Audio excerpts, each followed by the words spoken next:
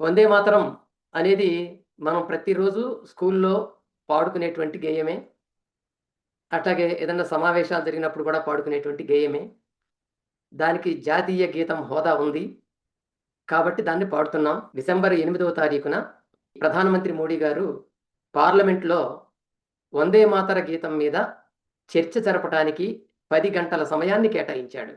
So, ఆయన చర్చను ప్రారంభిస్తూ వందే మాతరం చాలా ప్రేరణాత్మకమైనటువంటి ఒక గీతం అది. దాన్ని కాంగ్రెస్ పార్టీ ఆ రోజుల్లో ఉన్నదాన్ని కొంత తగ్గించి 2 చరణాలకే దాన్ని పరిమితం చేసి చాలా అన్యాయం చేసింది. ముస్లింలకి సానుకూలంగా స్పందించి ముస్లింల కోరికను నెరవేర్చడం కోసం ఈ వందే మాతర గీతాన్ని తగ్గించి అన్యాయం చేసింది మన జాతికి అని చెప్పి ఆయన మాట్లాడారు. దానికి లోక్‌సభలో ప్రియాంక గాంధీ, అలాగే రాజ్యసభలో కాంగ్రెస్ అధ్యక్షుడు మల్లికార్జున ఖర్గే సమాధానం ఇచ్చారు. ఖరీదైనటువంటి 10 గంటల సమయాన్ని దీనికోసం కేటాయించి, దీన్ని ఒక చర్చనీయాంశంగా దేశమంతటా దీన్ని ఒకసారి మళ్ళీ మాట్లాడుకునే అంశంగా ఎందుకు మోడీ చేశాడు? వల్ల ఆయనకొచ్చిన ఉపయోగం ఏమిటి? అనేది కూడా ఈవేళ చర్చనీయాంశంగా మారింది. 150 సంవత్సరాల క్రితం ఈ వందే మాతర గీతాన్ని బంకించంద్ర చటర్జీ అనేటువంటి రచయిత రాశాడు. 1875 నవంబర్ 7వ తారీఖు రాశాడాయన. ఆయన రాసిన అప్పుడు 2 చరణాలు మాత్రమే రాశాడాయన. ఆ 2 చరణాలని ఇప్పటికి మనం పాడుతున్నాము. ఆ తర్వాత ఆనందమఠం నవల రాశాడు. ఆ నవలని ఆయన తన పత్రిక తాను నడుపుతున్నటువంటి బంగదర్శన్ అనేటువంటి ఒక పత్రికలో సీరియల్‌గా వేసుకుంటూ వచ్చాడు. అదిగో ఆ సమయంలో మరొక 4 చరణాలను జోడించి మొత్తం 6 చరణాలతో ఆ నవలని రాశాడు. అచ్చయిన తర్వాత చాలామంది యొక్క ప్రశంసలు అందుకుంది. బంకించంద్ర చటర్జీ మనకి వందే మాతరం ద్వారానే పరిచయం. తర్వాత ఆనందమఠం. ఈయన బ్రిటిష్ పరిపాలన జరుగుతున్న రోజుల్లో అంటే 1870ల కాలంలో డెప్యూటీ మెజిస్ట్రేట్‌గా, డెప్యూటీ కలెక్టర్‌గా పనిచేశాడు బ్రిటిష్ వాళ్ళ ఆఫీసుల్లో. ఆయన తొలి ఐసీఎస్ ఆఫీసర్ ఇండియాలో. ఒక నిష్ఠాగరిష్ఠుడైనటువంటి హిందూ భావజాలం కలిగినటువంటి బ్రాహ్మణుడాయన. కలకత్తా అనేది బెంగాల్‌కి ముఖ్య పట్టణంగా ఉండి, మొత్తం రాజధాని బ్రిటిష్ వాళ్ళ రాజధానిగా కూడా అది మారి, సాంస్కృతిక రంగంలో మొత్తం భారతదేశానికే ఒక అనుసరణీయమైన, ఆదర్శమైనటువంటి కేంద్రంగా వర్ధిల్లినటువంటి పట్టణం అది. నార్త్ ఈస్ట్ స్టేట్స్ అని ఏవైతే అనుకుంటున్నామో ఈశాన్య రాష్ట్రాలు, అవన్నీ కూడా అప్పుడు ఆ బెంగాల్ ప్రెసిడెన్సీలోనే ఉండేవి. అదిగో అంత పెద్ద విశాలమైనటువంటి ఆ ప్రెసిడెన్సీలో బ్రిటిష్ వాళ్ళ పాలనలో ఈయన ఒక డిస్ట్రిక్ట్ డెప్యూటీ మ్యాజిస్ట్రేట్. బ్రిటిష్ వాళ్ళకి చాలా అనుకూలమైనటువంటి వ్యక్తి. ఇదే మాత్రం యొక్క పూర్వ వృత్తాంతం తెలియాలి అనంటే, ఆయన ఆ గీతం ఎందుకు రాశాడు? దానిలో ఏముంది? అనేది కూడా మనం తెలుసుకోవాలంటే కొద్దిగా నేపథ్యంలోకి వెళ్ళాలి. ఈ ఆనందమఠం నవలలో పేర్కొన్న ఇతివృత్తం ఏదైతే ఉందో అదంతా కూడా ఈ రచన రాయటానికి 100 సంవత్సరాల క్రితం బెంగాల్ సామాజిక నేపథ్యానికి సంబంధించిన కథ. అంటే అప్పటికి ఈస్ట్ ఇండియా కంపెనీ వాళ్ళు ప్రవేశించారు. వ్యాపారాలు చేయటం మొదలుపెట్టారు. అందులో ఈ కలకత్తా కేంద్రంగా వ్యాపారాలు చేస్తూ ఉన్నారు. అప్పుడప్పుడే సైనిక బలాన్ని కూడా సమకూర్చుకుంటున్నారు. ఆ సైనిక బలాన్ని సమకూర్చుకొని దాన్ని వాళ్ళ రక్షణ కోసం అని చెప్పి చెప్పుకున్నప్పటికీ ఇతర పనులకు కూడా వాటిని ఉపయోగిస్తూ ఉన్నారు. వాళ్ళేం చేశారంటే 1765వ సంవత్సరంలో ఢిల్లీని పరిపాలిస్తున్నటువంటి షా ఆలం II అంటే రెండవ షా ఆలం చక్రవర్తి ఎంపరర్ ఆయన దగ్గర ఒక పర్మిషన్ తీసుకున్నారు.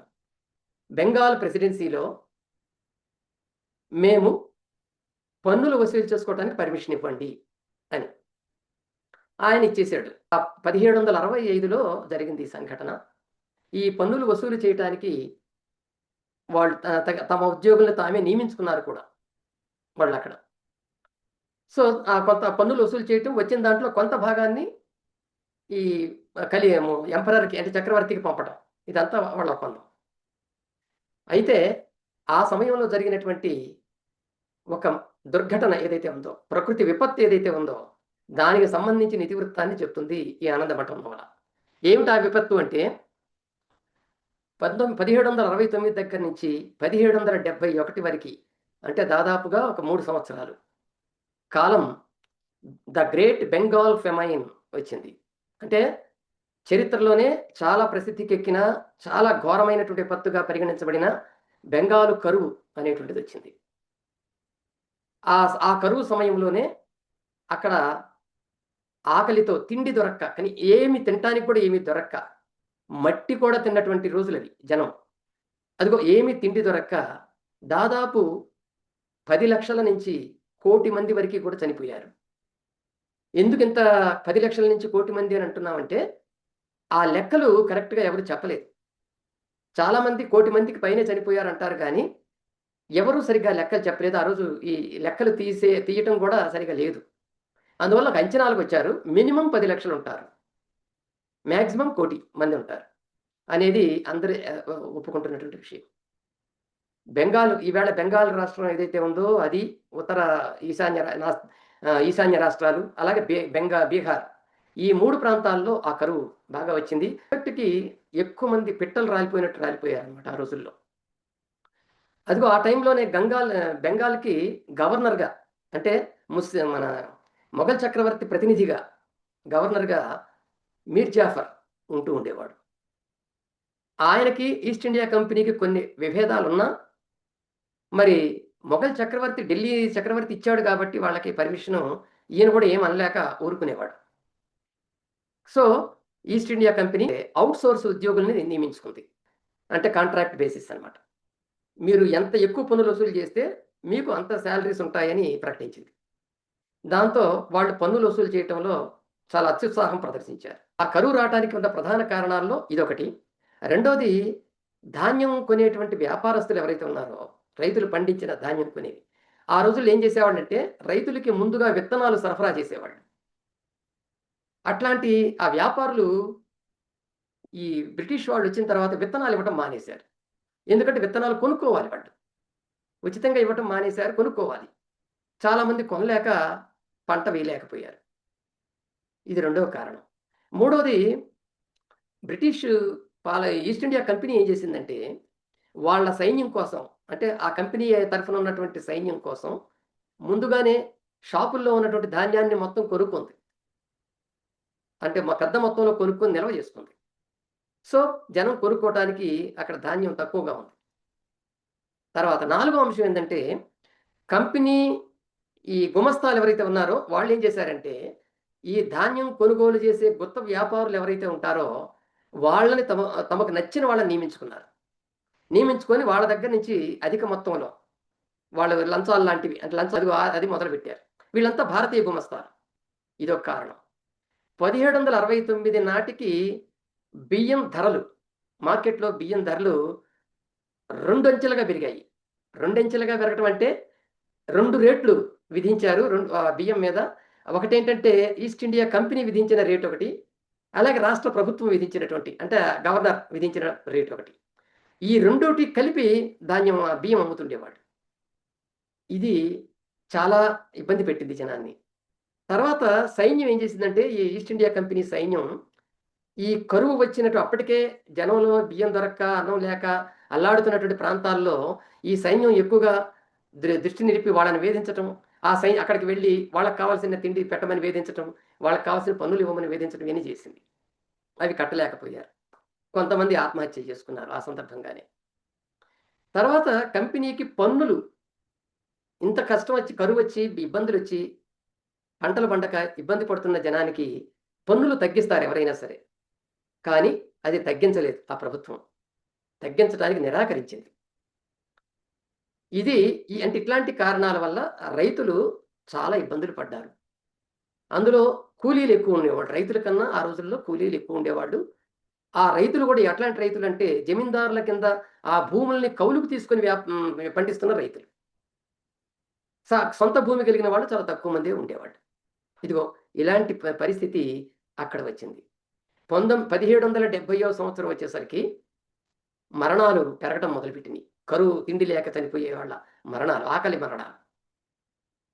అది ఎక్కడ పడితే అక్కడ టప టప టప చచ్చిపోవడం మొదలుపెట్టారు ఇంకా.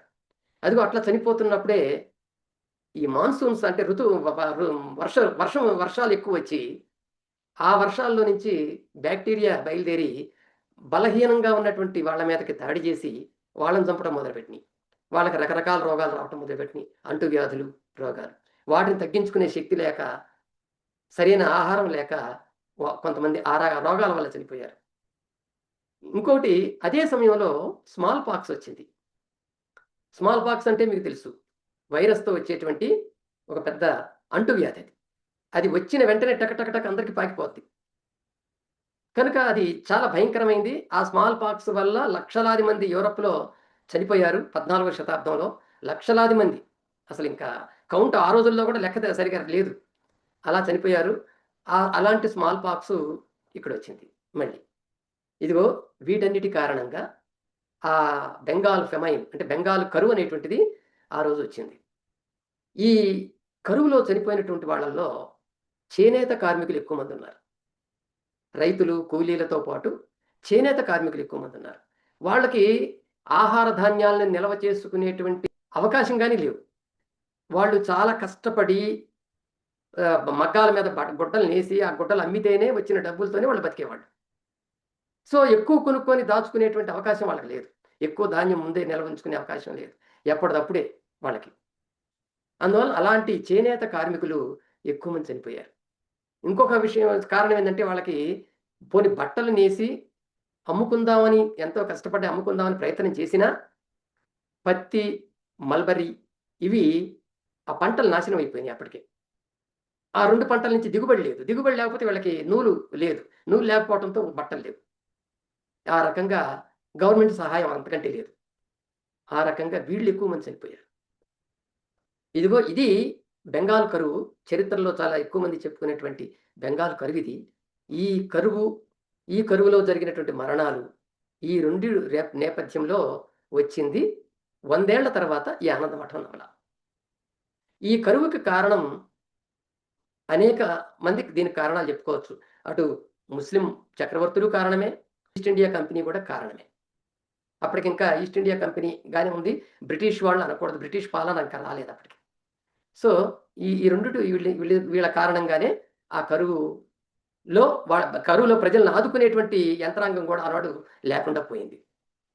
సరిగ్గా ఈ దుస్థితిని గమనించి 1970, 77 మధ్య కాలాల్లో అక్కడ కొంతమంది యువకులు, అట్లాగే కొంతమంది పౌరులు తిరుగుబాటు చేశారు. ఆ తిరుగుబాటుని సన్యాసుల తిరుగుబాటు, సన్యాసుల పోరాటం అని మనం చరిత్రలో చదువుతాం. వాళ్ళు నిజంగా సన్యాసులు కారు. గడ్డాలు, మీసాలు పెంచుకొని రుద్రాక్ష మాలలు అవి వేసుకున్న సన్యాసులు కారు వాళ్ళు. వాళ్ళు మామూలు యువకులే. కాకపోతే వాళ్ళని వాళ్ళు సన్యాసులని పిలుచుకున్నారు. ఎందుకు పిలుచుకున్నారు అనంటే, వాళ్ళు తమని తాము దుర్గాదేవి లేదా కాళికాదేవి భక్తులం అని చెప్పుకునేవారు. ఆమె ప్రేరణతో మేము సన్యాసులుగా మారాము. ఆమె మాలో ఆవహించింది. ఈ దేశం కోసం, ఈ ప్రజల కోసం తిరుగుబాటు చేయమని పిలుపునిచ్చింది. అందుకని మేము ఆమెకి భక్తులం. సన్యాసులమని ఎందుకయ్యాము అనంటే, మా ఇంటి వాళ్ళని, మా పిల్లల్ని, భార్యలని, తల్లుల్ని, తండ్రుల్ని అందరిని వదిలేసి దేశం కోసం, ప్రజల కోసం మేము ఈ తిరుగుబాటు చేస్తున్నాం కాబట్టి మేము సన్యాసులం అని చెప్పుకున్నారు వాళ్ళు. ఇదిగో ఈ సన్యాసుల తిరుగుబాటు ఆ 7 సంవత్సరాల పాటు బెంగాల్‌లో జరిగింది. 1970 నుంచి 77 వరకి. దాన్ని అణచటానికి బ్రిటిష్ వాళ్ళు అంటే ఈస్ట్ ఇండియా వాళ్ళు అప్పుడు చాలా ప్రయత్నం చేశారు. 7 ఏళ్ల తర్వాత ఈ ప్రయత్నాల వల్ల 7 ఏళ్ల తర్వాత అది ఆగిపోయింది. ఇది బ్రిటిష్ వాళ్ళ మీద వచ్చిన తిరుగుబాటు అని కొంతమంది అంటారు. కాదు అప్పుడు గవర్నర్‌గా ముస్లింలు ఉన్నారు కాబట్టి బెంగాల్ గవర్నర్‌గా మీర్ జాఫర్ ముస్లిం రాజు ఉన్నాడు కాబట్టి ఆయన మీద వచ్చిన తిరుగుబాటు అంటారు. కానీ ఈ 2 కాదు. వీటన్నిటి మీదే కాదు. పాలకులు వాళ్ళెవరైనా సరే పాలకులందరి మీద వచ్చిన తిరుగుబాటు అది. అందులో బ్రిటిష్ వాళ్ళున్నారు, వీళ్ళు ఉన్నారు. ముస్లింలు ఉన్నారు. వాళ్ళందరి మీద వచ్చిన తిరుగుబాటు అది. సో, ఈ తిరుగుబాటు నేపథ్యంలోనే ఈ కథను తెలుసుకున్న తర్వాతనే బంకించంద్ర చటర్జీ 'ఆనందమఠం' నవల రాశాడు. మీకు ఆ ఇతివృత్తం కొంత పరిచయం చేస్తే దాని మీద ఒక ఐడియా వస్తుంది మీకు. ఆ స్టోరీ ఏంటంటే ఒక బెంగాల్‌లో ఒక ఊరుంది. ఆ ఊరి పేరు పదచెఖన. ఆ పదచెఖన అనే ఊళ్ళో ఒక జమీందారు ఉంటాడు. అంటే భూస్వామి. ఆయన పేరు మహేంద్రుడు. ఆయన భార్య కళ్యాణి, వాళ్ళిద్దరికి ఒక చిన్న కూతురు ఉంటుంది. ఆమె పేరు సుకుమారి. ఇదిగో వీళ్ళతో మొదలవుతుంది కథ. అక్కడ ఆ సమయంలో బెంగాల్ కరువు వచ్చింది. వచ్చినప్పుడు కూలీలందరూ, రైతులందరూ ఇక్కడ మనం బతకలేము, పల్లెల్లో బతకలేము. అందరం కలకత్తాకి వెళ్ళిపోదాము. ఆ కలకత్తాలో కనీసం ఏ కూలి పనో చేసుకొని బ్రతుకుతాము అనుకొని వలస పోవాలని నిర్ణయించుకుంటారు. ఈ భూస్వామి దగ్గర పనిచేసే కూలీలు ఉండరు. ఆయన పొలాల్లో పంటలు ఉండవు కాబట్టి మనం కూడా ఎక్కడికన్నా పట్టణానికి వెళ్ళిపోతే అక్కడ బతకొచ్చు. మనం కూడా వెళ్ళిపోదామని ఈ మహేంద్రుడు ఏం చేస్తాడంటే ఆయన భార్య కూతురుతో కలిసి పట్నం బయలుదేరతాడు. దారిలో ఒక గ్రామంలో ఆగుతారు. ఆ గ్రామంలో కూతురు పాల కోసం ఏడుస్తుంటే పాలు కావాలని చెప్పి ఆయన ఎక్కడ దొరుకుతాయా, ఎవరింటికి వెళ్దామా అని చెప్పి పోయి ఊర్లో అడగటానికని వెళ్తాడు ఆ గ్రామంలో. ఆ అంతలోకే కొంతమంది దొంగలు ఆ ఊర్లోకి వస్తారు. భార్యా బిడ్డల్ని తీసుకొని వెళ్ళిపోతారు. ఆయన వెతికి వెతికి వచ్చి చూస్తే భార్యా పిల్లలు ఉండరు. ఏడుస్తుంటాడు, ఏమయ్యారు నా భార్యా పిల్లలు అని చెప్పని. ఇంతలోకే బ్రిటిష్ ఈ ఈస్ట్ ఇండియా కంపెనీ సైనికులు అటు వస్తారు. ఇతనేమైనా సన్యాసులకి చెందినటువంటి వాడా అని చెప్పి అనుమానంతో తీసుకెళ్తారు. ఆయన ఒక విప్లవకారుడని చెప్పి వాళ్ళ అనుమానం అనమాట. అయితే ఆయన అట్లా పోతాడు. ఈ భార్యని పిల్లల్ని తీసుకెళ్ళినటువంటి దొంగలు ఏం చేస్తారంటే ఒక చోటకి వెళ్ళిన తర్వాత వాళ్ళల్లో వాళ్ళు కలహాలు వస్తాయి. మహేంద్రుని భార్య, కూతురు వాళ్ళిద్దరు తప్పించుకొని వెళ్ళిపోతారు అక్కడి నుంచి, దొంగల నుంచి. వెళుతూ ఉంటే దారిలో కొంతమంది సన్యాసులు అంటే ఈ విప్లవకారులు ఎదురవుతారు వాళ్ళకి. వాళ్ళకి ఒక నాయకుడు ఉంటాడు, ఆయన పేరు సత్యానంద్. ఈ సత్యానంద్ ఏం చేస్తాడంటే, అమ్మా ఎవరు మీరు, ఎందుకు వస్తున్నారు, ఏంటి ఒంటరిగా వస్తున్నారు ఏంటి అని అడిగితే చెప్తుంది.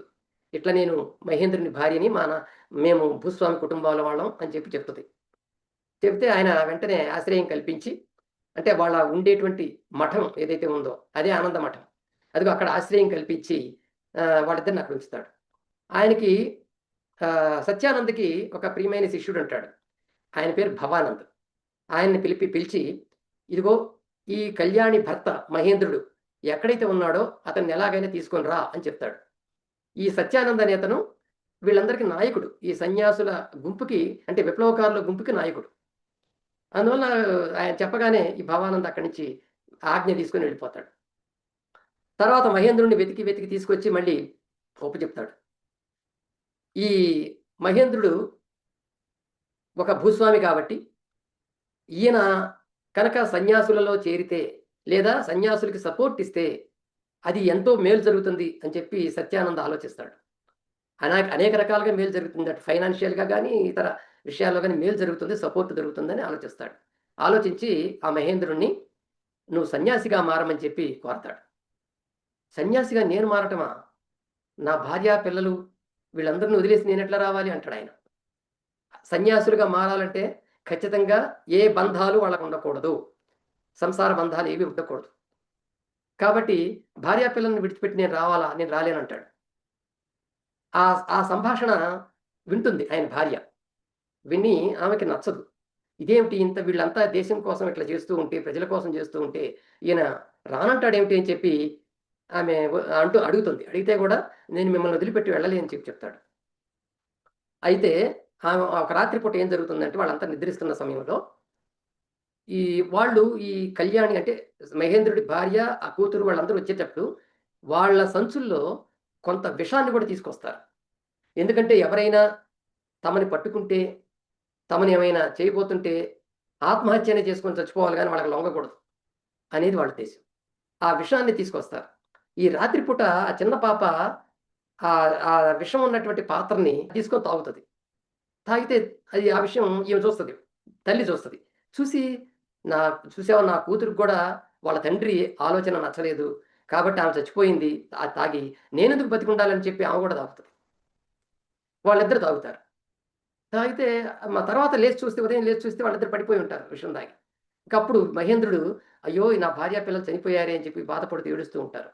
అంత్యక్రియలు చేయాలి, ఎలా చేయాలని ఆలోచిస్తూ ఉండగానే అక్కడికి మళ్ళీ పోలీసులు వస్తారు. ఈస్ట్ ఇండియా కంపెనీకి సంబంధించిన భటులు వచ్చి ఇతను ఈ సన్యాసుల దగ్గర ఉన్నాడు కాబట్టి ఇతను కూడా సన్యాసే అని ఆలోచించి అతన్ని మహేంద్రుడిని అరెస్ట్ చేసి తీసుకెళ్తారు. భార్య పిల్లలు ఆ విషం తాగి ఆ రోడ్డు మీద పడిపోయి ఉంటారు. అంత్యక్రియలు జరగవు వాళ్ళకి. వాళ్ళు ఆయన్ని తీసుకుని వెళ్ళిపోతారు. ఆయన అటు వెళ్ళిపోయిన తర్వాత ఇద్దరు సన్యాసులు వస్తారు. అందులో ఒక అతని పేరు జీవానంద్. ఆయన ఇద్దరిని చూసి తల్లి చనిపోయి ఉంటుంది. పిల్ల ఎట్లుందో చూద్దామని ఆ పిల్లని నాడి అయన్నీ పట్టుకొని చూస్తాడు. ఆ పిల్ల బతికినట్టుగా అనిపిస్తుంది అతనికి. బతికే ఉన్నట్టుగా. అందుకని ఆమెను తీసుకెళ్ళి తన సహోదరి, తన సిస్టర్ ఉంటే ఆమెకు అప్పగిస్తాడు. ఆమె నువ్వు ఎట్లైనా వాళ్ళకి పిల్లలుండరు. అందుకని దేవుడే మనకి ఇచ్చాడమ్మా నీకోసం అని చెప్పి ఇచ్చాడు. ఈమెను నువ్వు పెంచుకో అని చెప్పి ఇస్తాడు. తర్వాత ఏమవుతుంది ఇక్కడ, కొంత సమయంలో ఆ రెండో సన్యాసి ఇద్దరొచ్చారు కదా! ఆ రెండో సన్యాసి కూడా పిల్లని వాడు జీవానంద్ తీసుకెళ్ళాడు. ఈమెకు కూడా బతికే అవకాశం ఉందేమోనని చెప్పి మళ్ళీ ఈయన కూడా నాడిని పట్టుకొని చూసి ఏమైనా అవకాశం ఉందేమో అని చెప్పి కొన్ని ఆకు పసర్లు తీసుకొచ్చి ఆమె నోట్లో పోయటం, ముక్కుల్లో పోయటం ఇట్లాంటివి చేస్తాడు. చేస్తే కొంతసేపటికి స్పృహ వస్తది ఆమెకి. హమ్మయ్య! ఈ తల్లి కూడా బ్రతికింది కదా అనుకోని ఆమె అతన్ని తీసుకొని తన నాయకుని దగ్గరికి తీసుకెళ్తాడు. అంటే నాయకుడు సత్యానంద్ ఉన్నాడు కదా! అతని దగ్గరికి తీసుకెళ్తాడు. సో, అట్లా సత్యానందుడు ఏం చేస్తాడంటే అతని సోదరుడి దగ్గర ఆమెను ఉంచుతాడు. భవానందుడు ఇతన్ని మహేంద్రుడిని తీసుకురావడానికి వెళ్ళిపోతాడు కదా! అతను తీసుకొని మహేంద్రుడిని విడిపించుకొని తిరిగి తీసుకొచ్చి సత్యానంద్‌కి అప్పచెప్తాడు. నాయకుడికి అప్పచెప్తాడు. అక్కడే ఆయన భార్య మళ్ళీ అతనికి కనిపిస్తుందనమాట. ఈలోపు ఇంకొక అక్కడ జీవానందుడు ఆ పసిపిల్లని తీసుకెళ్ళినటువంటి వ్యక్తి వాళ్ళ సోదరికి ఇస్తాడు కదా! ఆ సోదరి దగ్గర అతని భార్య కనిపిస్తుంది. ఆ జీవానందుని భార్య. జీవానందుడు సన్యాసి కదా! విప్లవకారుడు కదా! అతనికి భార్య ఉండకూడదు కదా! అంటే అంతకుముందు ఉన్నటువంటి భార్య కనిపిస్తుంది. కనిపించి నేను గూడా మీతో పాటొస్తాను. మీరెక్కడుంటే అక్కడ నేనుంటాను అంటుంది. అంటే అది మా రూల్స్‌కి విరుద్ధం అమ్మా. మా నియమాలకు విరుద్ధం.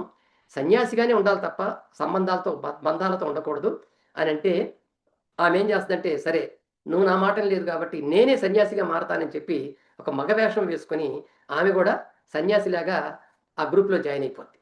అది జీవానంద్‌కి తెలుసు ఆమె తన భార్య అని. కానీ చెప్పడు. చెబితే ఆమె ఏమన్నా ఆత్మహత్య చేసుకుంటదేమోనని భయపడతాడు. సన్యాసుల్లో ఆమె గూడా ఉన్నప్పటికీ కూడా తన గ్రూప్ వాళ్ళకి చెప్పడు, తను మన్నించడు. కానీ లోపల మానసికంగా బాధపడుతూ ఉంటాడు. నేను ఇట్లా తప్పు చేస్తున్నానేమో, నా భార్య ఇట్లా చేస్తుందని నా నా నాయకునికి, నా బృందానికి తెలియకుండా నేను తప్పు చేస్తున్నానేమో అని ఒక మదన పడుతూ ఉంటాడు. ఆ రకమైన పరిస్థితి ఆయనకుంటది. ఈలోపు మహేంద్రుడు భార్యాపిల్లలు లేరు గదా! కాబట్టి నేను సన్యాసుల్లో చేరితే తప్పేముంది అనుకుంటాడు. అనుకొని నాయకుడికి చెప్తాడు. "నువ్వు కోరినట్టే నేను చేరతాను. ఇప్పుడు నా భార్యాపిల్లలు లేరని." అప్పుడు ఆయనేం చేస్తాడంటే, ఈ మహేంద్రుడిని ఆయన గ్రామానికి పంపిస్తాడు. ఆయన భూస్వామికి ఏ గ్రామంలో అయితే ఉన్నాడో, ఆ గ్రామానికి పంపించి, "నేను కొంతమంది ఆయుధాలు తయారు చేసే వాళ్ళని పంపిస్తాను నీ దగ్గరికి. కాబట్టి మీ ఇంట్లో ఆయుధాలు తయారు చేయించి, సన్యాసుల సైన్యానికి అందించమని" చెప్పి ఆయనకి పని అప్పగిస్తాడు.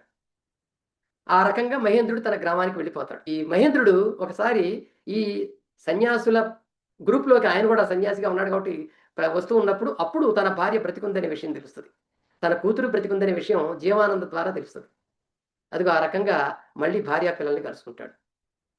సో, ఇట్లా కథ అనేది క్లైమాక్స్‌కి వెళ్తూ మధ్య మధ్యలో అనేక పోరాటాలు జరుగుతూ, మధ్య మధ్యలో కొత్త పాత్రలు ప్రవేశిస్తూ, మళ్ళీ అవి నిష్క్రమిస్తూ, ఇట్లా నవలంతా కూడా జరుగుతూ ఉంటది. చిట్ట చివరికి ఏమవుతుందంటే, ఈ రోజు రోజుకి సన్యాసుల సంఖ్య పెరుగుతుంది. పెరుగుతూ క్రమంగా అడవుల్లో బ్రిటిష్ సైనికులకి అంటే ఈస్ట్ ఇండియా కంపెనీ సైనికులకి, వీరికి మధ్య ఈ సన్యాసులకు మధ్య పోరాటం జరుగుతుంది. ఆ పోరాటంలో చాలామంది బ్రిటిష్ సైనికులు మరణిస్తారు. తర్వాత వీళ్ళ సైనికులు మరణిస్తారు. చివరికి మాత్రం సన్యాసులే గెలుస్తారు అనేది ఆనందమఠం చెప్తున్నటువంటి కంక్లూషన్. చివరికి ఆ మహేంద్రుడు తన భార్య పిల్లలతో కలిసిపోతాడు. జీవానందుడు, అతని భార్య శాంతి వాళ్ళిద్దరు కూడా కలిసిపోతారు. వాళ్ళిద్దరు కలిసిన తర్వాత వాళ్ళ ఊళ్ళోకెళదామా అని చర్చ చేసుకుంటారు. చివరికి వాళ్ళేం నిర్ణయించుకుంటారంటే, మనకు ఊళ్ళు అవసరం లేదు. మనం ఈ అడవుల్లోనే ఉందాం. సన్యాసుల జీవితాన్ని మనం గడుపుదాం అని చెప్పి నిర్ణయం తీసుకుంటారు. సో, సంభాషణలు ఈ సన్యాసుల మధ్య జరిగే సంభాషణలు కానీ, తర్వాత మహేంద్రుడితో జరుపుతున్న సంభాషణలు గాని ఆశ్చర్యకరంగా ఉంటాయి. ఈ సన్యాసులు భూస్వామ్య వ్యవస్థని సమర్థిస్తారు. అది భారతీయ భూస్వాములను సమర్థిస్తారు. ఈ దేశంలో ఉండేవాళ్ళు. ఇక్కడ రచయిత ఏందంటే, ఈ దేశం అంటే బెంగాల్ అనే అర్థం. ఆయన బెంగాల్ పరిధినే దృష్టిలో పెట్టుకొని రాశాడు.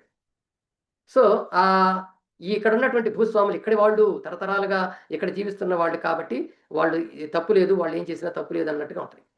ఈ ముస్లింలు ఎవరైతే ఉన్నారో వాళ్ళొచ్చిన తర్వాతనే మన సమాజం పాడైపోయింది. కాబట్టి వీళ్ళే మనకు ప్రధాన శత్రువులు అనేటువంటి సంభాషణలు కూడా జరుగుతాయి. మొదట్లో బ్రిటిష్ వాళ్ళంటే వ్యతిరేకత చూపించినా చివరికి వచ్చేసరికి రచయిత ఏం చేస్తారంటే బ్రిటిష్ వాళ్ళు మంచివాళ్లే, వాళ్ళు ఉంటేనే దేశం బాగుపడుతుంది, వాళ్ళ వల్ల ఈ ముస్లింల యొక్క ఆగడాలు మనకు తగ్గుతాయి అనేటువంటి డైలాగులు పాత్రలతో చెప్పిస్తాడు. మొదట్లో బ్రిటిష్ సైనికుల్ని వ్యతిరేకించినటువంటి రచయిత చివరికి బ్రిటిష్ వాళ్ళని సమర్థించే పరిస్థితికి ఎందుకు వచ్చాడు అంటే అది ఆ నవల రచయిత ఎవరైతే ఉన్నారో ఆయన బ్రిటిష్ ఉద్యోగి కాబట్టి, డిప్యూటీ మేజిస్ట్రేట్గా డిప్యూటీ కలెక్టర్గా చేస్తున్నాడు కాబట్టి, ఒకవేళ బ్రిటిష్ వాళ్ళకు కూడా వ్యతిరేకంగా నవల్ని కనుక ముగించినట్లయితే ఆయనకు ప్రమాదం ఉంటుంది కాబట్టి ఆయన ఆ రకంగా కంక్లూజన్ ఇచ్చి ఉంటాడని చెప్పి చాలామంది విశ్లేషకులు చెప్పారు. ఇందులో ఇది కథ. ఇందులో ఈ వందే మాతర గీతం అనేటువంటిది మొదట్లోనే నవలలో ఒక 10 అంకాలు, 10 భాగాలు, చిన్న చిన్నది, ఒక పేజీ 2 పేజీలు ఒక పార్ట్ అనమాట. అందులో 10వ పార్ట్ తర్వాత ఇది వస్తుంది. ఈ మహేంద్రుడు భవానందుడు మహేంద్రుడిని మొట్టమొదటి కలిసినప్పుడు ఆయన ఆలపించిన గేయం ఈ వందే మాతరం. ఆయన ఎంతో గొప్పగా తలుచుకొని తన జగన్మాతను తలుచుకొని పాడే పాట ఇది. ఈ మహేంద్రుడికి ముందు తెలియదు. వందే మాతరం సుజలాం సుఫలాం మలయజ శీతలాం అంటే ఈ మహేంద్రుడికి ఎవరిని గురించి వందే మాతరం అంటున్నాడే, వందే మాతరం అంటే తల్లికి నమస్కారం చేయటం కదా, ఎవరి తల్లి అని అతను అడుగుతాడు. నువ్వు ఎవరిని గురించి ప్రార్థిస్తున్నావు అంటే అప్పుడు ఆయన చెప్తాడు, నేను జగద్ధాత్రిని గురించి ప్రార్థిస్తున్నా అంటాడు. జగద్ధాత్రి అంటే ఇదిగో మన భూమే మన తల్లి, మన జగన్మాత ఈమె, మన భూమే మన తల్లి, ఆమెను నేను ప్రార్థిస్తున్నా అంటాడు. ఆమె ఎక్కడుంది, ఎలా ఉంటుంది అని అడిగితే అప్పుడు ఆ మఠం, ఆనంద మఠంలోకి తీసుకెళ్ళి, వాళ్ళు ఉండే ఏరియా అక్కడ తీసుకెళ్ళి ఒక బొమ్మను చూపిస్తాడు, ఒక విగ్రహాన్ని. అది కాళికా విగ్రహం. ఆమెనే బెంగాలీ మాత అని కూడా చెప్తాడు ఆయన. కాబట్టి ఆ కాళికా విగ్రహం నల్లగా ఉంటుంది, మెడ నిండా పుర్రెలు వేలాడుతూ ఉంటాయి, పుర్రెల మాల వేలాడుతూ ఉంటుంది, ఎర్రటి నాలుక, నల్లటి శరీరం, తర్వాత ఆ శరీరం మొత్తం ఆ విగ్రహం అంతా కూడా ఆకారంలో కనిపిస్తూ ఉంటుంది. ఇదిగో ఈమె మన మాత అంటాడు ఆయన. తన వందే మాతర గీతాన్ని పూర్తిగా పాడతాడు, 6 చరణాలు పాడతాడు. ఈ 6 చరణాల్లో ఆమెను కాళికాదేవిగా, దుర్గాదేవిగా, సరస్వతిగా వర్ణిస్తాడు. అయితే వాళ్ళని ప్రేరేపించడానికి, అంటే సన్యాసులని ప్రేరేపించడానికి వాళ్ళు ఏం చేస్తారంటే ఈ వందే మాతరం అనే పదాన్ని మాటి మాటికి ఉచ్చరిస్తూ ఒక ఉద్రేకాన్ని, ఉత్సాహాన్ని పొందుతూ ఉంటారు. నవల వచ్చిన తర్వాత చాలా మందిని ఆకర్షించింది. వాళ్ళల్లో రవీంద్రనాథ్ ఠాగూర్ కూడా ఉంటాడు. ఆ రవీంద్రనాథ్ ఠాగూర్ అప్పుడే కొత్తగా ఏర్పడినటువంటి కాంగ్రెస్ పార్టీ ఏదైతే ఉందో, ఇండియన్ నేషనల్ కాంగ్రెస్ ఏదైతే ఉందో, ఆ కాంగ్రెస్ సురేంద్రనాథ్ బెనర్జీ దాన్ని స్థాపిస్తాడు మనకి కలకత్తాలో. అదిగో ఆ కాంగ్రెస్ పార్టీలో రవీంద్రనాథ్ ఠాగూర్ కూడా మెంబర్. ఆ పార్టీ ఏం చేస్తుందంటే 1886లో కలకత్తాలో మహాసభ జరుగుతుంది. ఆ మహాసభలో రవీంద్రనాథ్ ఠాగూర్ మొదటిసారిగా ఈ ఆనంద మఠంలో ఉన్నటువంటి ఆ వందే మాతర గీతాన్ని సంగీతాత్మకంగా పాడతాడు. అది చాలా మందిని ఆకర్షిస్తుంది. వందే మాతరం యొక్క ప్రాముఖ్యత ఎప్పుడు వచ్చింది? 1905లో వచ్చింది. అక్కడి నుంచి మొదలైంది. 1905లో British governor general Lord Curzon ఏం చేశాడంటే బెంగాల్ని 2గా విభజించాడు. ముస్లింలు ఉండే ఏరియా ఉండేటువంటి ఇప్పుడు బంగ్లాదేశ్ ఏదైతే ఉందో అది, తర్వాత పశ్చిమ బెంగాల్గా ఉన్నది ఏదైతే ఉంది అది అట్లా 2గా విభజించాడు. ఎందుకంటే వాళ్ళ రాజధాని అక్కడ. ఆ రాజధానిలో ఏదొచ్చినా సరే హిందువులు ముస్లింలు కలిసి ఫైట్ చేస్తున్నారు. అమ్మో వీళ్ళు ఇట్లా కలిసి ఫైట్ చేస్తే మన ప్రభుత్వాలు నిలవు ఇక్కడ అనుకొని వీళ్ళని విడదీద్దామని చెప్పి ముస్లింలు ఉండేటువంటి ఏరియాని తూర్పు బెంగాల్ అన్నాడు, మిగిలిన దాన్ని పశ్చిమ బెంగాల్ అన్నాడు. అట్లా విడదీశాడు. ఈ విడదీయటం అనేటువంటిది చాలా మందికి ఆగ్రహం తెప్పించింది. ఎట్టి పరిస్థితుల్లో మేము విడిపోము, మేము ఒక్కటిగానే ఉంటామని చెప్పి వాళ్ళందరూ కూడా రోడ్ల మీదకి వచ్చి ఉద్యమం మొదలుపెట్టారు. ఉద్యమంలో వాళ్ళకు ఒక ప్రేరణగా నిలిచినటువంటి నినాదం వందే మాతరం. సో ఈ వందే మాతరం నినాదాన్ని అందిపుచ్చుకున్నారు. అందుకని అటు ముస్లింలు ఇటు హిందువులు అందరూ వందే మాతరం వందే మాతరం. వ్యవసాయం చేసేటువంటి రైతు కూడా పొలాల్లో కూడా వందే మాతరం ఆలపిస్తుండేవాడు. ఆ బెంగాల్ చివరికి 1911వ సంవత్సరంలో ఆ బెంగాల్ని విభజనను రద్దు చేసి బ్రిటిష్ వాళ్ళు వాళ్ళ రాజధానిని ఢిల్లీకి మార్చుకుంటారు కలకత్తా నుంచి. జనాన్ని ఐక్యం చేసింది కాబట్టి అక్కడి నుంచి దానికి పేరు వచ్చింది వందే మాతరానికి. అయితే ఇక్కడ గమనించాల్సిన ఒక విషయం ఉంది. బెంగాల్లో ఈ ఆనంద మఠంలో బంకించంద్ర చటర్జీ రాసినటువంటి ఆ వందే మాతర గీతాన్ని ఆధారంగా చేసుకుని అవనీంద్రనాథ్ ఠాగూర్ అనేటువంటి ఒక చిత్రకారుడు ఒక బొమ్మ గీశాడు. అది బెంగాలీ మాత అనుకుని గీశాడు. మా బెంగాలీ నేల తల్లి ఇలా ఉంటుంది అనుకుని గీశాడు. బొమ్మలో ఒక స్త్రీ ఉంటుంది, స్త్రీమూర్తి. ఆ స్త్రీమూర్తికి 4 చేతులు ఉంటాయి. ఒక చేతిలో తాళపత్ర గ్రంథాలు ఉంటాయి, ఒక చేతిలో జపమాల ఉంటుంది, ఒక చేతిలో ధాన్యం కంకులు ఉంటాయి, ఒక చేతిలో ఒక తెల్లటి గుడ్డ ఉంటుంది, ఎర్రటి లేదా కాషాయ రంగు చీర కట్టుకొని ఉంటుంది. ఇది ఆయన బెంగాలీ మాత అన్నాడు ఫస్ట్లో. తర్వాత భారత మాత అంటూ మొదలుపెట్టాడు. ఆ బొమ్మ ఇప్పటికే ఉంది కలకత్తాలో. భారత మాత అంటూ మొదలుపెట్టాడు. ఎందుకంటే ఉద్యమం దేశవ్యాప్తమైంది, వందే మాతర ఉద్యమం. అందువల్ల ఈమెను భారత మాత అన్నారు. అదిగో అక్కడి నుంచే భారత మాత కూడా స్టార్ట్ అయింది. సో భారత మాతకి జై అనే నినాదం అదిగో అక్కడి నుంచి మొదలైంది. అంటే భారతదేశాన్ని ఒక తల్లిగా భావించి నింపుకోవాలి, ఆమె ద్వారానే మనం బ్రతుకుతున్నాం, ఆమె మనకి మనందరి యొక్క తల్లి అని చెప్పి అట్లా చెప్పుకొని ప్రచారం చేయటం అనేటువంటిది మనం చేయటం కూడా అక్కడి నుంచే మనకి జరిగింది. సో మొత్తానికి ఒక పక్కన వందే మాతరం, ఇంకొక పక్కన భారత మాత, ఈ రెండు విభజన ఉద్యమంలో ముందుకు వచ్చాయి. నాయకులతో సహా అందరూ ఈ భారత మాతని, ఈ వందే మాతరాన్ని ఆదరించారు. అయితే ఇప్పుడు మనకి వందే మాతరం అనే దానికి అసలు అర్థం ఏమిటి, నిజంగా ఇందులో మనం ఏమన్నా అభ్యంతరకరమైనటువంటి అంశాలు ఉన్నాయా అనేది మనం చూడాల్సిన అవసరం ఉంది. ఇది ముందే చెప్పుకున్నాం, 2 చరణాలే మొట్టమొదటి రాశాడు ఆయన. మొదటి 2 చరణాలు అంటే ఏమిటి? ఆ మొదటి 2 చరణాలు చెప్తున్నాను. ఫస్ట్ 6 చరణాలు ఉన్నాయి ఇందులో మొట్టమొదటిది వందే మాతరం సుజలాం సుఫలాం మలయజ శీతలాం సస్యశ్యామలాం మాతరం. వందే మాతరం ఇదంతా కూడా సంస్కృతం బెంగాలీ 2 కలిసినటువంటి పాట. అక్కడక్కడ బెంగాలీ పదాలు ఉంటాయి, ఎక్కువ సంస్కృతం ఉంటుంది. వందే మాతరం అంటే ఇది సంస్కృత పదం. మాతరం అంటే తల్లికి, వందే అంటే నమస్కరిస్తున్నాను అని, తల్లికి నమస్కరిస్తున్నానని. ఎటువంటి తల్లి అనే దానికి ఇక యాడ్జెక్టివ్స్, విశేషణాలు ఇవన్నీ. సుజలాం మంచి నీళ్లు కలిగినది, సుఫలాం మంచి పంటలు ఇచ్చేది, మలయజ శీతలాం అంటే మలయ పర్వతాల నుంచి వచ్చేటువంటి చల్లని గాలులను ఇచ్చేది, సస్యశ్యామలాం అంటే శ్యామలమైన పంటలని అందించేది అయినటువంటి మాతరం తల్లికి వందే నమస్కారం. తర్వాత ఇంకా తల్లి అలాంటిది, శుభ్రజ్యోత్స్న పులకిత యామిని అంటే తెల్లని కాంతులతో, తెల్లని వెన్నెలలతో పులకించేటువంటి రాత్రులు కలిగినటువంటిది. పుల్ల కుసుమిత ద్రుమదళ శోభిని వికసించిన, పుల్ల అంటే వికసించిన, కుసుమిత అంటే పూలు, ద్రుమ అంటే ఆకులు, ద్రుమ అంటే కొమ్మలు, దళ అంటే ఆకులు, వీటన్నిటితో శోభించేటువంటి మూర్తి ఆమె. సుహాసినీం మంచి నవ్వులు కలిగినది, సుమధుర భాషిణీం మంచి మాటలు కలిగినటువంటిది, సుఖధాం సుఖాలను ఇచ్చేటువంటిది, వరదాం వరాలను ప్రదానం చేసేటువంటిది. అటువంటి తల్లిని నమస్కరిస్తున్నాను.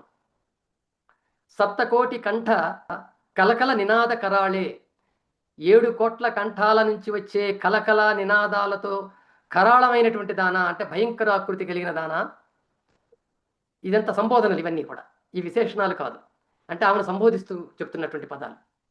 ద్విసప్తకోటి భుజైర్ధృత కరవాలే.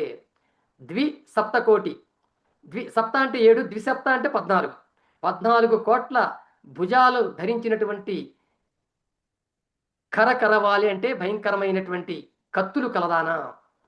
అబలాకే యనో మాయేతో బలే, ఇది మళ్ళీ బెంగాలీ. ఇది ఇక్కడ అంటే అబలలను కూడా ఎవరైతే బలంగా చేస్తారో, అటువంటి బలవంతుల్ని చేస్తారో అటువంటి బలాన్ని ఇచ్చేదానా. బహుళ బల దారిణీం నమామి తారిణీం రిపులు దళ వారిణీం మాతరం అంటే చాలా బలం కలిగినటువంటి, బలాన్ని ధరించినటువంటి, తారిణీం అన్ని ఆపదలని తొలగించేటువంటి, రిపుదల వారిణీం శత్రు సైన్యాన్ని నివారించేటువంటి తల్లి నమామి నమస్కరిస్తున్నాను. తిమి విద్య నీవే విద్యవు, తిమి ధర్మ నీవే ధర్మానివి, తుమి హృది నీవే హృదయానివి, తుమి కర్మ మేము చేసే పనివి, త్వమి ప్రాణా శరీరే ఈ శరీరంలో నీవే ప్రాణాలు, బాహుతే తుమి మా శక్తి బాహువుల్లో మాకున్న శక్తి అంతా నువ్వే, హృదయే తుమి మా భక్తి హృదయంలో మా మనస్సుల్లో ఉన్నటువంటి భక్తి అంతా కూడా నీవే, తో మారయి ప్రతిమాగరి మందిరే మా హృదయ మందిరాల్లో నువ్వు ప్రతిమగా ప్రకాశిస్తున్నావు. వందే మాతరం. త్వంహి దుర్గా ప్రహరణధారిణి. రాక్షసుల్ని సంహరించగలిగే శక్తి కలిగినటువంటి దుర్గవు నీవే.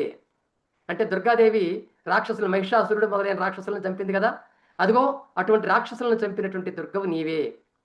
త్వం కమలదళ విహారిణి.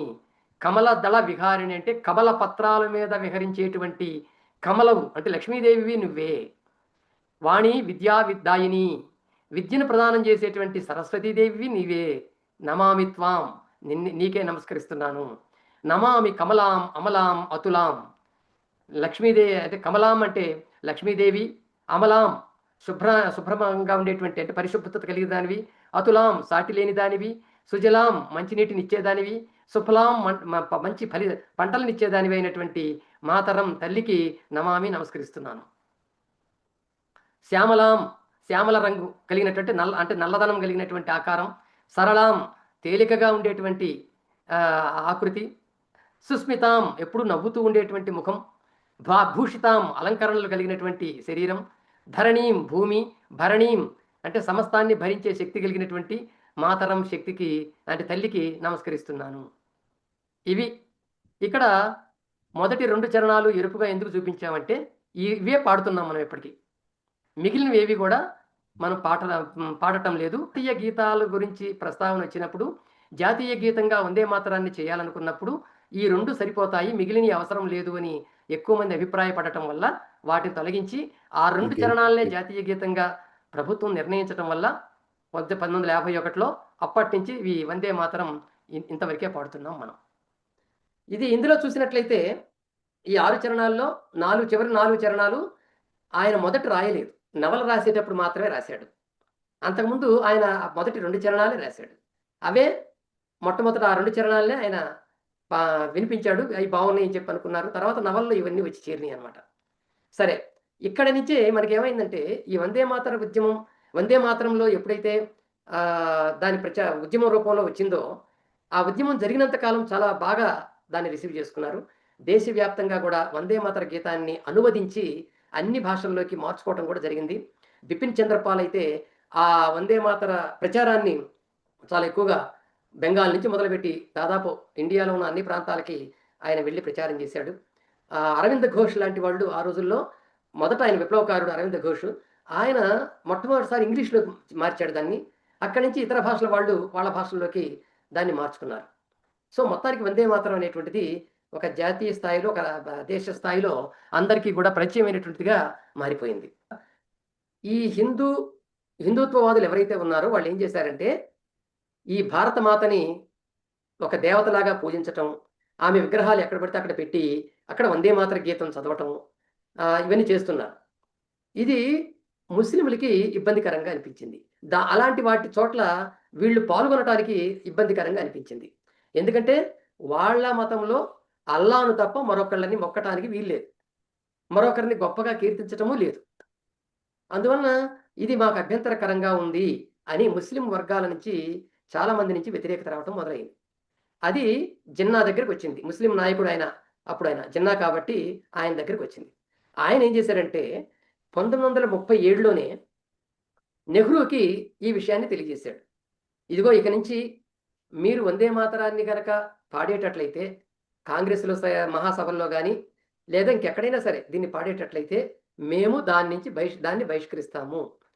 మాకు చాలా అభ్యంతరం ఉంది దాని మీద. అది ఒక దేవతకు సంబంధించిన ప్రార్థనగా మారిపోయింది, అది మాకు ఇష్టం లేదని చెప్పి ఆయన చెప్తాడు. అప్పుడు ఆ అభ్యంతరాన్ని నెహ్రూ ఏం చేస్తాడంటే కాంగ్రెస్ వర్కింగ్ కమిటీలో పెడతాడు చర్చకి. 1937 అక్టోబర్లో వర్కింగ్ కమిటీ సమావేశం జరుగుతుంది, దానిలో పెడతారు. పెట్టినప్పుడు కాంగ్రెస్లో ఉన్నటువంటి కొందరు నాయకులు కూడా జిన్నా చెప్పేదానికి వ్యతిరేకించి మొత్తం పాడాల్సిందే, దానికి ఎందుకు అభ్యంతరం పెట్టాలి అని చెప్పి కొంతమంది నెహ్రూకు కూడా వ్యతిరేకంగా చెప్పినప్పటికీ కూడా మెజారిటీగా ఉన్నటువంటి వాళ్ళు మాత్రం నిజమే, మనందరం కలిసి ఉండాలంటే, విడిపోయామనుకో ఇప్పుడు ముస్లింలు హిందువులను విడిపోయామనుకో స్వాతంత్ర్యం రావటం కష్టం అవుతుంది మనకి. కాబట్టి ఉమ్మడి పోరాటమే చేయాలి. ఉమ్మడి పోరాటం చేయాలన్నప్పుడు ఖచ్చితంగా మనం కొన్ని వదులుకోవాలి, వాళ్ళు కొన్ని వదులుకోవాలి. అందుకని మనం వాళ్ళకి అభ్యంతరం లేనటువంటి అభ్యంతరకరమైనటువంటి వాటిని ఏవైతే ఉన్నాయో వాటిని తొలగించి మొదటి 2 చరణాల వరకే పాడితే అలా ఉంటుంది అని ఆలోచించారు. ఆలోచించి దాన్ని ఆమోదించారు. మొదటి 2 చరణాలే మనం పాడదాం. మిగిలిన 4 భక్తి ఉంది. అది మనకక్కర్లేదు అని వాళ్ళు నిర్ణయించుకున్నారు. అయితే నెహ్రూ అంతటితో ఆగకుండా ఏం చేశాడంటే, ఆ రోజుల్లో కాంగ్రెస్‌లో ప్రముఖంగా ఉన్నటువంటి అందరికీ కూడా లెటర్స్ రాశాడు. వ్యక్తిగత లేఖలు రాశాడు. అందులో రవీంద్రనాథ్ ఠాగూర్‌కి రాశాడు. ఎందుకంటే మొట్టమొదట దానికి ట్యూన్ కట్టినవాడు రవీంద్రనాథ్ ఠాగూర్. ఆయనకి రాసి ఇదిగో ఇలాంటి పరిస్థితి ఉంది. ముస్లింలు కాంగ్రెస్ నుంచి వేరైపోయే పరిస్థితి కూడా రావచ్చు. ఇది మనకి స్వాతంత్ర్యం రావడానికి ఇది ఇబ్బంది కలుగుతుంది దీనివల్ల అని ఇయన్నీ రాశాడు. రాసేసరికి ఠాగూరు ఆ లెటర్ చదివి తర్వాత ఆయన మళ్ళీ రిప్లై రాస్తూ ఏమన్నాడంటే, నిజానికి మొదటి 2 చరణాలే మన దేశభక్తిని ప్రకటించడానికి సరైనవి. మిగిలినవి అవసరం లేదు. ఆయన బంకించంద్ర చటర్జీ కూడా మొదట ఆ 2 రాశాడు. ఆ తర్వాత నవలలో రాసుకున్నాడు అవన్నీ. అందువలన నవల కథతో మనకు సంబంధం లేదు కాబట్టి, మనకి జాతీయ ఉద్యమంలో వందే మాతరం చాలా ప్రముఖ పాత్ర పోషిస్తున్నది కాబట్టి, మొదటి 2 చరణాలు పెట్టడం సరైందే అని తన అభిప్రాయాన్ని నెహ్రూకి తెలియజేశాడు. తర్వాత గాంధీకి ఈ విషయం చెప్పారు. గాంధీ కూడా దాదాపు ఇదే చెప్పాడు. ఇది మనకి ఈ విభజన సమయంలో ప్రజలందరినీ ఏకం చేయగలిగింది చాలా గొప్ప గీతం అది. నేను చాలా అభిమానిస్తాను దాన్ని. అయితే అది హిందువుల గీతం అని చెప్పి ఎవరు అనుకోలేదు మొన్నటిదాకా ఇప్పటిదాకా. ఇప్పుడు అభ్యంతరం అనేది వచ్చింది కాబట్టి ఈ అభ్యంతరం కనుక అమలైతే ఇబ్బంది అంటే మన కాంగ్రెస్ పార్టీకే కాదు దేశానికే ఇబ్బంది కలుగుతుంది కాబట్టి ఈ వందే మాతర గీతం పాడకపోవటమే మంచిది అసలు అన్నాడు ఆయన. అదే తర్వాత సుభాష్ చంద్రబోస్కి రాశాడు నెహ్రూ. రాస్తే ఆయన ఏం చేశారంటే ఠాగూర్ని సంప్రదించాడు. రవీంద్రనాథ్ ఠాగూర్ని సంప్రదించితే ఠాగూర్ చెప్పిన అభిప్రాయాన్ని ఆయన కూడా నచ్చి ఆయన కూడా నెహ్రూకి తెలియజేశాడు.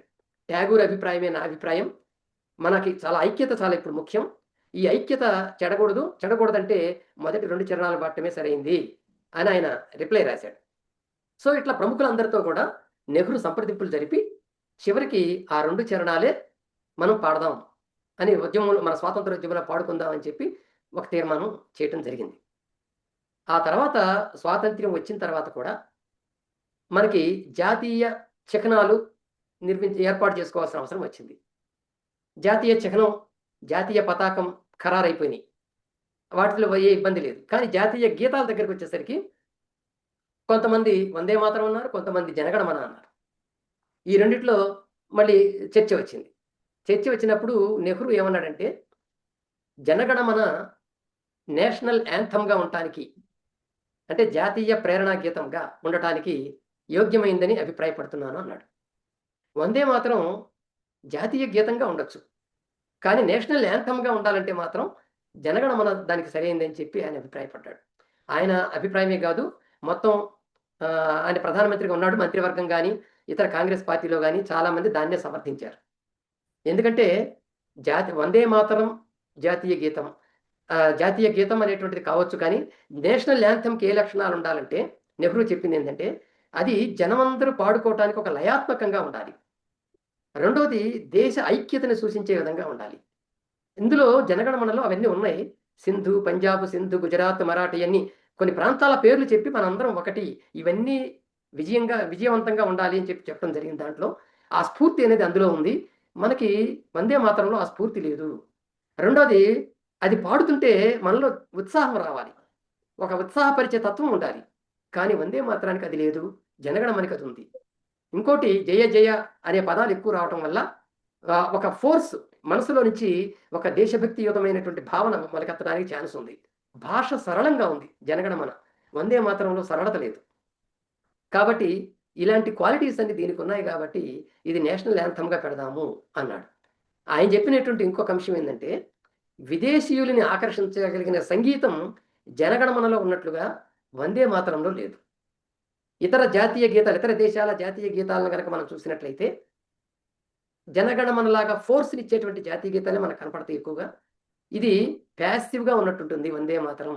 జనగణమన చాలా ఉత్సాహభరితంగా మిలిటరీ వాళ్ళని కూడా తట్టి లేపే విధంగా అది ఉంటుంది. దీనిలో అది లేదు, ఆ ప్రేరేపించేది లేదు అని చెప్పి ఆయన కొన్ని సందర్భాల్లో చెప్తాడు. అందువల్ల చివరికి ఏమవుతుందంటే అందరూ మంత్రివర్గం కానీ తీసుకున్న నిర్ణయం ఏంటంటే నేషనల్ యాంథమ్గా జనగణమన ఉండాలి. అయితే దానితో సమానమైన హోదాలో వందే మాతరం ఉండాలి. వందే మాతరానికి కూడా ఒక చారిత్రకత ఉంది కాబట్టి దాన్ని ఆ రకంగా మనం గౌరవించాలి. దానికి జాతీయ గీతంగా ఉంటుంది. కానీ నేషనల్ యాంథమ్‌గా మాత్రం జనగణమన ఉంటుంది అని ఆ రోజు ఒక నిర్ణయం తీసుకొని ప్రకటించడం జరిగింది. అవే ఇప్పుడు మనకి జాతీయ చిహ్నాల చట్టాల్లో ఈ విషయాలే మనకి ఉంటాయి. అప్పుడప్పుడు ఈ ముస్లిములు లేదా కొంతమంది క్రిస్టియన్స్‌లో ఉన్నటువంటి కొంతమంది ఆహ్, జా ఈ వందే మాతరాన్ని పాడటానికి స్కూళ్ళల్లో గాని, ఆఫీసుల్లో గాని, లేకపోతే ఉత్సవాల్లో గాని పాడటానికి అభ్యంతరాలు పెట్టటం, దాని మీద చర్చలు జరగటం అప్పుడప్పుడు మనం వింటూ వస్తున్నాం. కారణం ఏందంటే, అది ఇంకా ఒక దేవతను స్తుతించేది అనే భావనే. ఒక మాతని స్తుతించేది, ఒక దేవతను స్తుతించేది అనే భావన వాళ్ళలో ఉండిపోవటం అందుకు కారణం. అలాగే ఈళ్ళలో ఏ విధంగానైతే ఈ అభ్యంతరం వస్తుందో, హిందుత్వవాదుల్లో కూడా ఒక అభ్యంతరం ఉంది. ఈ వందే మాతరం పట్ల. అదేంటంటే, దాన్ని కట్ చేసి పాడుతున్నారు. అది తప్పు. మొత్తం పాడాల్సిందే. అట్లా మొత్తం పాడకపోవటం అనేది ఇక్కడ ఉన్నటువంటి మెజారిటీ హిందువులను అవమానించడమే అని చెప్పి వాళ్ళు అభ్యంతరాలు చెప్తుంటారు. సో, ఈ రకమైన అభ్యంతరాలనేటువంటివి స్వాతంత్ర్యం వచ్చిన తర్వాత నుంచి కూడా మనకప్పుడప్పుడు బయటికొస్తూ ఉంటాయి. అదిగో అలాంటిదే ఇప్పుడు గూడా వచ్చింది. నిజానికి ఈ వివాదం దృక్పథాల మధ్య ఉన్నటువంటి తేడా. ఈవేళ మోడీ పార్లమెంట్‌లో దాని గురించి ఇదిగో కాంగ్రెస్, నెహ్రూ ఇట్లా ద్రోహం చేశారు. వందే మాతర గీతాన్ని ముక్కలు చేశారు. అది ఒక దేశభక్తి గేయాన్ని అట్లా చేశారు. వాళ్ళు అవమానించారని చెప్తున్నప్పటికీ కూడా దానికి కారణం ఆయనకున్న దృక్పథం. అలాగే అది అది సరికాదు. ఆనాడు చేసింది కరెక్టే. అలా చేయకపోతే మన దేశం మరి ఐక్యంగా ఉండేది కాదు. కాబట్టి నెహ్రూ ఆ రోజు సరైన నిర్ణయం తీసుకున్నాడు. లేతే అక్కడున్న వర్కింగ్ కమిటీ కూడా ఆ నిర్ణయం సరైన నిర్ణయం తీసుకుంది అని చెప్పటం అనేటువంటిది ప్రజాస్వామిక వాదులు చెప్తున్నటువంటి సమాధానం. ఆలోచిస్తే బ గీతం రాసినటువంటి బంకించంద్ర చటర్జీ ఆయన దృక్పథం ఎలా ఉంది ఆ గీతం విషయంలో అని చూసినప్పుడు ఆయన ఆ నవలలో ఒక దేవత కోసం ఆ గీతాన్ని రాశాడు. ఆ దేవత ఎవరు అంటే పేరుకి జగన్మాత అనో చెప్పినప్పటికీ కూడా చివరికి ఆ విగ్రహాన్ని దగ్గరికి వచ్చేసరికి కాళికాదేవి విగ్రహాన్ని, దుర్గాదేవి విగ్రహాన్ని చూపిస్తారు దాంట్లో. ఇదిగో ఈమె మా జగన్మాత అని చెప్తుంటారు. అది హిందూ భక్తిని తెలియజేసే గీతం గదా! దానితో ఏం చేశాడాయన? దేశభక్తిని మిళితం చేశాడు. అంటే దేవతా భక్తితో దేశభక్తిని మిళితం చేశాడు. దేవతా భక్తి వేరు, దేశభక్తి వేరు. ఈ రెండిటిని వేరు చేయటం అనేటువంటిది కాంగ్రెస్ చేయాలని ప్రయత్నం చేసిందక్కడ. ఈ భారతమాత ఫోటో చూడటం, ఆమెను ఒక దేవతగా తయారు చేయటం, ఇప్పటికి గూడా భారతమాతకి జై అనే నినాదాలు మనం వింటూ ఉంటాం. ఈ స్వాతంత్ర దినోత్సవం రోజు గాని, రిపబ్లిక్ డే నాడు గాని, కొంతమంది భారతమాత ఫోటోలు పెట్టి దండలేస్తుండటం కూడా చూస్తూ ఉంటాం. కొబ్బరికాయలు కొట్టడం కూడా చూస్తూ ఉంటాం. ఇవన్నీ కూడా భారతదేశాన్ని ఒక మాతగా చూపించి, ఆ మాతని ఒక దేవతగా చూపించి, ఆ దేవతను కొలవటం ప్రజాస్వామ్య విరుద్ధం. ప్రజాస్వామిక భావనకది విరుద్ధం. కనుక అది దానివల్ల చాలామంది ఇప్పటికి కూడా అభ్యంతరం చెప్తున్నారు. అసలు భారతమాతే 19వ శతాబ్దం రెండవ అర్ధభాగం నుంచి వచ్చిందే గానీ భారతమాత కాన్సెప్ట్ అంతకుముందు లేదు. దానికొక ఇదిచ్చి మొట్టమొదట్లో ఉన్నటువంటి భారతమాతకి భారతదేశం అనేటువంటి కాన్సెప్ట్ లేదు. మొదట్లో హిందూ మాత ఆమె. తర్వాత స్వాతంత్రం వచ్చిన తర్వాత భారతదేశ పటం వేసి, ఆ పటంకి ముందు భారతమాతను నిలబెట్టడం అనేటువంటి ఆ కాన్సెప్ట్ తర్వాతొచ్చింది. కనుక ఈ పూజలు చేయటం, ఆ భారతమాతని కొలవటం, దేశభక్తికి నిదర్శనం అనుకోవటం అనేటువంటిది అభ్యంతరకరం. ఈ 2 రకాల భావనలు భారతమాతని కొలవటం, హిందూ వందే మాతరాన్ని పూర్తిగా పాడాలనటం, ఆ దేవతను స్తుతించాలనటం ఇదంతా ఒక దృక్పథం అయితే కాదు. అందరూ కలిసిమెలిసి జీవించే సమాజం భారతదేశం. ఇందులో అన్ని దృక్పథాలని గౌరవించాల్సిన అవసరం ఉంది. అందరిని గౌరవించాల్సిన అవసరం ఉంది. అందరి ఆలోచనల్ని, అందరి యొక్క వ్యక్తిగత భావనల్ని మన్నించాల్సిన అవసరం ఉంది. ఇట్లా మన్నించాలంటే ఆ దృక్పథం అది పనికిరాదు. సెక్యులర్ భావన అనేటువంటి దాన్ని తీసుకొచ్చి దాన్ని ఇంప్లిమెంట్ చేయాలి అనేటువంటిది ప్రజాస్వామిక దృక్పథం. ఈ దృక్పథానికి మొదటి నుంచి భారతీయ జనతా పార్టీ లాంటి హిందుత్వ సంస్థలు వ్యతిరేకం కాబట్టి, ఈ దృక్పథాన్ని సమర్థిస్తూ వచ్చినటువంటి నెహ్రూని, కాంగ్రెస్‌ని ఈవేళ వ్యతిరేకిస్తున్నారు. హిందూ రాష్ట్ర సాధన వాళ్ళ లక్ష్యం. హిందూ రాష్ట్ర సాధనకి ఈ భక్తి మార్గం, ఈ దేశాన్ని కూడా మా ఒక తల్లిగా పూజించటం, ఒక దేవతగా పూజించడం అనేటువంటిది వాళ్ళకి ఉంటుంది కాబట్టి, వాళ్ళు దాన్ని కొనసాగించాలనుకుంటున్నారు. ఈ 2 రకాల దృక్పథాల మధ్య వస్తున్నటువంటి ఒక వివాదం ఇది. చరిత్రని ఎప్పుడు చరిత్రగా చూడాలి. ఆ చరిత్రలో ఏమైనా సరే అప్రజాస్వామిక అంశాలు ఉన్నప్పుడు ప్రజాస్వామ్య వ్యవస్థలో వాటిని తొలగించుకొని నిజంగా వీరోచితంగా పోరాడినటువంటి స్వాతంత్రోద్యమ చరిత్రని మనం చెప్పుకోవాలి. దాన్ని తర్వాత తరాలకు కూడా అందించాలి. అంతేగాని ఆ స్వాతంత్రోద్యమంలో దానిలో ఉన్నటువంటి భక్తిని మాత్రమే గుర్తించి మిగిలిన దాన్ని గుర్తించకపోవటం అనేటువంటిది కరెక్ట్ కాదు. ప్రజాస్వామ్యాన్ని క్రమక్రమంగా నాశనం చేస్తూ, ప్రజాస్వామిక సంస్థలను కూడా బలహీనపరుస్తూ వస్తున్నటువంటి ఈ కాలంలో ఇటువంటి వ్యర్థవాదాలని తీసుకొచ్చి, వాటికి పతాక శీర్షికలిచ్చి, వాటిని చర్చనీయాంశాలుగా చేయటం అనేటువంటిది ఒక అనవసరమైనటువంటి పని, నిరర్థకమైనటువంటి పని అని గుర్తించాల్సిందిగా కోరుతున్నాను.